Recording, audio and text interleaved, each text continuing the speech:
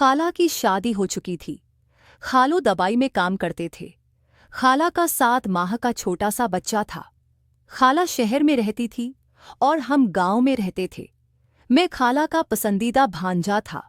वो मुझसे बहुत प्यार करती थी। पूरे खानदान में मैं उनका लाडला था। हमारी बहुत अच्छी बनती थी।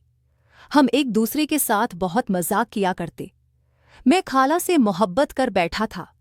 खाला को भी उसका इल्म था, लेकिन मैं उस वक्त सिर्फ 15 साल का था। मेरी उम्र कम थी, इसलिए मैं अपनी मोहब्बत का अजहार न कर सका। लेकिन खाला सब कुछ जानती थी। उसके बावजूद उन्होंने शादी कर ली थी। खालान की शादी को 3 साल हो चुके थे। अब जाकर खाला को औलाद नसीब हुई थी। मेरे खालो नहायत दरवेश कस्म के आदमी हैं। ये उन दिनों की बात है जब मैं यूनिवर्सिटी से फारिग हुआ था। मेरी तालीम मुकम्मल हो चुकी थी और मैं घर पर फारिग था। नौकरी की बातचीत चल रही थी, लेकिन अभी कुछ तय नहीं हुआ था। एक रात खालों का फोन आया। उन्होंने मेरी उम्मी को बताया कि माया खाला आज कल बहुत तन्हा हो गई है। जैसा कि मैं काम के सिलसिले में दबाई होता हूँ, आप जानते हैं, मुझे आपसे एक मदद चाहिए। आमी के पूछने पर उन्होंने बताया कि घर पर काम करने वाली मुलाजमा ने काम छोड़ दिया है और बच्चे की देखभाल करनी होती है। वो घर का काम तो किसी तरह कर लेती हैं, लेकिन बाजार से सामान लाने और दूसरी ज़रूरियात ज़िंदगी के लिए उन्हें बहुत परेशानी का सामना करना पड़ता है। दूसरी मुलाजमा के लिए कोशिश की है, लेकिन अब तक कोई बात नहीं बनी। काशिफ छुट्टी पर फारिग है। अगर हो सके तो उसे माया के पास भेज दें। जैसे ही मुलाजमा का इंतज़ाम होगा वो वापस आ जाए। गाय, मुझे यकीन है कि काशिफ माया और बच्चे का ख्याल रखेगा। मेरी उम्मी ने कहा, अब बेफिक्र हो जाओ, मैं कल ही काशिफ को माया के पास भेज दूंगी। रात को उम्मी ने मुझे बताया कि तुम्हारे खालों का फ़ोन आया था और वो बहुत परेशान थे। उम्मी ने मुझे सारी बात बताई और कहा कि कल ही खाला के पास चला जा। जब मैंने ये सुना तो मेरे अंदर खुशी की लहर दौड़ गई। मैं बहुत दिनों से खाला से मिलना चाहता था, लेकिन यूनिवर्सिटी की मसरूफियात की वजह से वक्त नहीं निकाल सका और खाला की भी नई नई शादी हुई थी। मैंने अम्मी से कहा, आप मेरा सामान पैक कर दें, मैं आज ही चला जाऊंगा। शाम को मैंने अपना सारा सामान बांधा और स्टेशन चला गया। मैंने ट्रेन पकड़ी और सीधा खाला के पास चला गया। उम्मी ने खाला को बता दिया था कि काशिफ आ रहा है, इसलिए खाला ने मेरा मनपसंद खाना बना लिया था।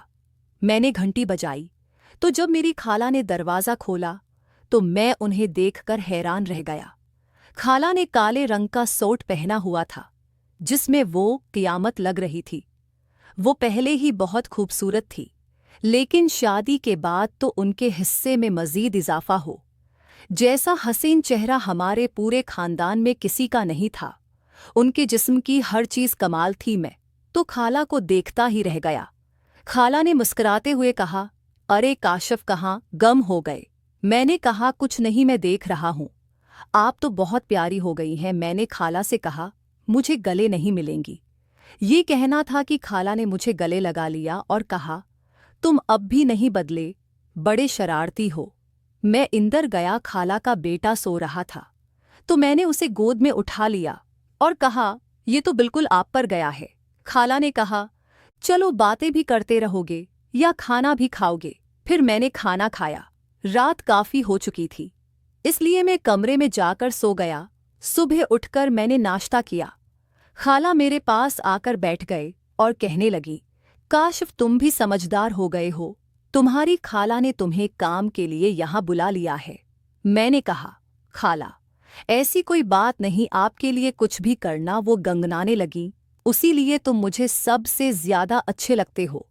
दोपहर को मैं और खाला फिल्म देख रहे थे कि छोटो रोने लगा। खाला ने कहा, उसे भूख लगी होगी। मैंने छोटो को खाला को थमा दिया। खाला ने उसे अपना दूध पिलाया। मैंने ऐसा हसीन मंजर जिंदगी में कभी नहीं देखा था। खाला ने मेरी तरफ देखा और कहने लगी, तुम्हारी नज़रें कहाँ हैं? मैंने कहा, खाला कुछ नहीं। खाला ने कहा, मैं सब समझती हूँ। मैंने कहा, ऐसी कोई बात नहीं। अगले दिन खाला ने मुझसे कहा, काशिफ, मुझे बाजार ले चलो। मैंने बाइक निकाली और खाला को बाजार ले गया। खाला ने छोटों को सलाया हुआ था, लेकिन फिर भी उन्हें जल्दी वापसी की फिक्र थी। वापसी पर खाला ने मुझसे कहा, थोड़ी जल्दी चलाओ। मैंने ऐसा ही किया तो अचानक खाला का हाथ मेरे ऊपर आ गया। मैं जज्बात में आ गया। खाला को भी एहसास हो गया। उन्होंने अपना हाथ